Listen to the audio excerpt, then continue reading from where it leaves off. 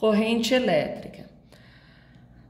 A corrente elétrica seria dentro de um fio qualquer, um fio metálico, como esse aqui é um pedaço de fio, tem vários elétrons livres com movimento desordenado. Por exemplo, aqui no desenho, ó, os elétrons representados pelo sinalzinho de menos. Então, cada um está indo por um canto, movimento desordenado.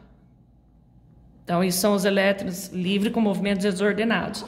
Nós chamamos de condutor metálico.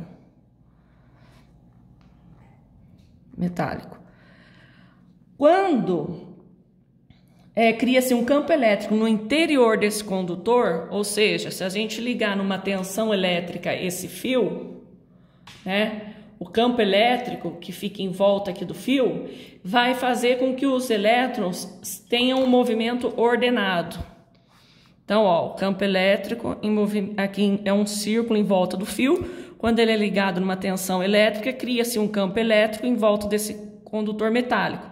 Os elétrons se alinham, então ficando com um movimento ordenado. Esses elétrons livres com o movimento ordenado nós chamamos de corrente elétrica, que é representado pela letra I. Corrente elétrica. Para calcular a corrente elétrica, nós precisamos do valor do Q, que significa quantidade de carga elétrica, dividido pelo tempo. O que é essa quantidade de carga elétrica? Que a gente viu lá no primeiro trimestre. Para a gente calcular esse Q é a formulinha do Ken, ou seja, o E é o valor de um elétron, o N são números de elétrons que passam num determinado tempo. Então, esse E ele tem um valor já tabelado que vale 1,6 vezes 10 a menos 19 Coulomb. Esse é o valor de um elétron. Multiplicando por vários elétrons que passam dentro de um fio, nós temos a quantidade da carga Q. Então, a quantidade de carga Q é medido pelo Coulomb, que é a letra C, o E também, por Coulomb, e N é número de elétrons. Esse elétron aqui está na potência de base 10 elevado a menos 19. O que significa isso? Menos, com expoente menos, é número com vírgula, e tem 19 casas depois da vírgula.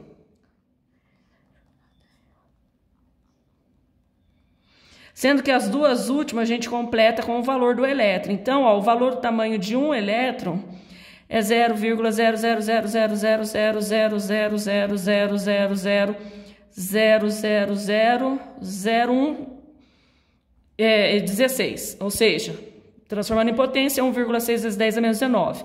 Então, o valor do E de um elétron ele é muito pequeno, por isso que a gente representa em potência de base 10.